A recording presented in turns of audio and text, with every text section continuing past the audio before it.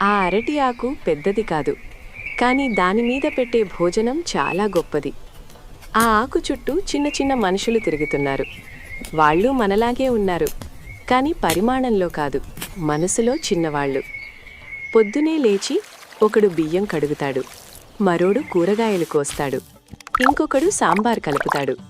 వాళ్ల చేతులు చిన్నవైనా వాళ్ల శ్రమ మాత్రం పెద్దది. ఒకడు అన్నం వడ్డిస్తాడు, ముద్దలు ముద్దలుగా కాదు, ప్రేమగా. ఇంకొకడు సాంబార్ పోస్తాడు, ఎక్కువ కాదు తక్కువ కాదు అని చూసుకుంటూ. చట్నీ, కూర, పచ్చడి, ప్రతిదానికి ఒక స్థానం, ప్రతి వంటకానికి ఒక గౌరవం. వాళ్ళు పనిచేస్తూ మాట్లాడుకోరు, ఎందుకంటే వాళ్ళకి తెలుసు ఈ భోజనం ఎవరికోసమనేది.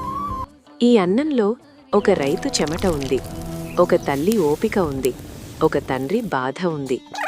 మనము తింటున్నప్పుడు ఫోన్ చూస్తాం, సమయం చూస్తాం, కాని ఈ చిన్నవాళ్ళు మన భోజనం విలువ చూస్తారు.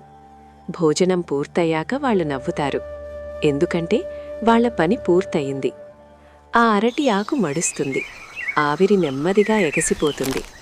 చిన్నవాళ్లు మెల్లగా కనిపించకుండా పోతారు, కాని వాళ్ల కథ మాత్రం ప్రతి ముద్దలో మనతోనే ఉంటుంది. ఇది కేవలం భోజనం కాదు, ఇది ఒక జీవితం.